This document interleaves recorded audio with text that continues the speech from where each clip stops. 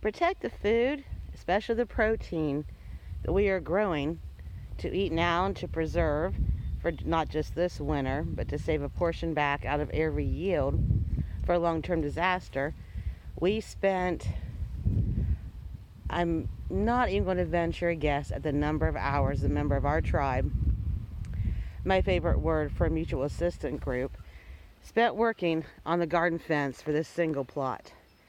It was probably a grand total of 30 hours, 4 or 5 people working during those hours. Once it's done, it's done. It needs maintained. So the hard work is in, but it was worth every moment of it to prevent deer and rabbits who were able to jump over what we had last year when we were cultivating this spot, which was simply a chicken wire fence. It deterred the deer somewhat. They can jump taller than that chicken wire. It's probably a 3-foot tall piece of chicken wire. Rabbits, that kept them out until we had a lot of rain and made it the little post that it was on then that we makeshifted very quickly. They swayed a little bit. The rabbits could get over it, climb up a little bit where it bowed and get in. So we spent some time and money on it now, but it's going to pay off for years in the future.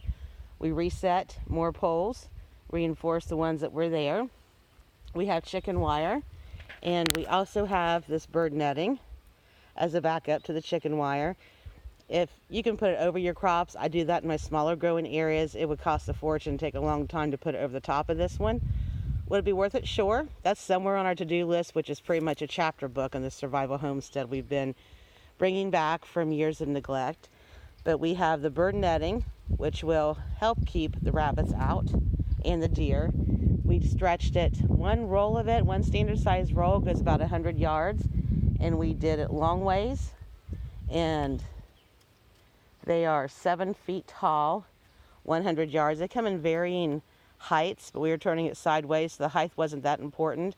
Some of the ones that were only 3 or 5 feet tall, we use more panels. We have the bird netting on first, all the way around. And eventually, yes, a rabbit or something could chow through this. It would not be good to use for your only fence. If it's all that you have to get you started while you add to your fence, it's still better than nothing. And then we have the chicken wire. And we also have some hog panel pieces here, some cattle panels off of a corral that's no longer used. It was partially fenced with this. We took time to bend it out and ding it out and put it back up in all areas it was possible. And we have some barbed wire up here near the top to reinforce the bird netting. And because, of course, the deer could get tangled in it and jump in it and eventually tear through it. So the barbed wire will also help deter them. And then we took some yellow baling twine all the way around. And it moves and sways in the breeze, so that's nice.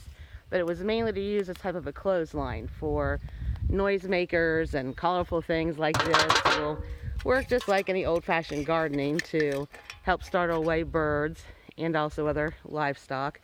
So we have different things, common things, cans, little pie pans, mostly from the dollar store, bought at yard sales, kind of the collection y'all get in the bottom of the cabinet somewhere. Plastic sacks are also great. Does it look pretty? No, but they will flap in the wind until they finally tear, and they will also help deter birds and other critters. I see ours got stuck on a bush, one of the reasons you check daily. And we have a lot of grapevine on our property, so we reinforce some of the chicken wire here with grapevine. Also help to keep the rabbits out. And the coons and the possums, not just rabbits, things that can climb far better than rabbits can get in. So we have quite a few deterrents here. And also around the garden, the outer edge here, some of it, this final row just looks like a traditional garden row, but it's not. It's plowed for medicinal herbs and for marigolds, and some of my medicinal herbs, in addition to being part of my grow your own apothecary plan, and just to eat them because they taste good.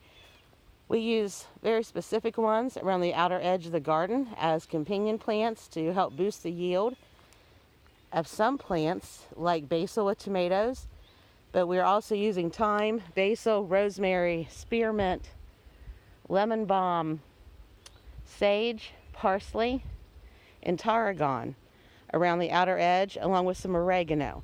Those all keep away different various types of insects and snails. We'll sprinkle some diatomaceous earth around, which also help keep out snails or anything that crawls, scratches, and cuts their belly. and it'll dehydrate them from the inside out. So predators also, when you're talking from a gardening aspect, to protect your protein, you should also consider insects as predators. Marigolds will help ward off various types of insects, but also deer and rabbits really do not like marigold. There's some other plants you can grow that they hate the scent of. Any strong smell will typically repel a lot of animals.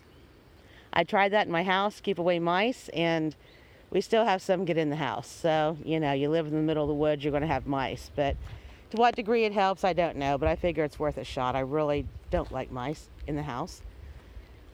But we did a row all the way around this gardening plot and the one adjacent to it and all of our other ones for things that will deter insects on the inside of the fence, which you can't keep out with chicken wire or bird netting, to also help protect our yield. Buying the plants, plating them, meticulously pulling weeds, watering them when it gets too dry, that's all great and all part of gardening, the back-breaking work of gardening, but if you cannot protect your crops from predators, both large and small, you're going to lose your protein source and the rest of the food that you're going to need to preserve to see your family through an apocalyptic event.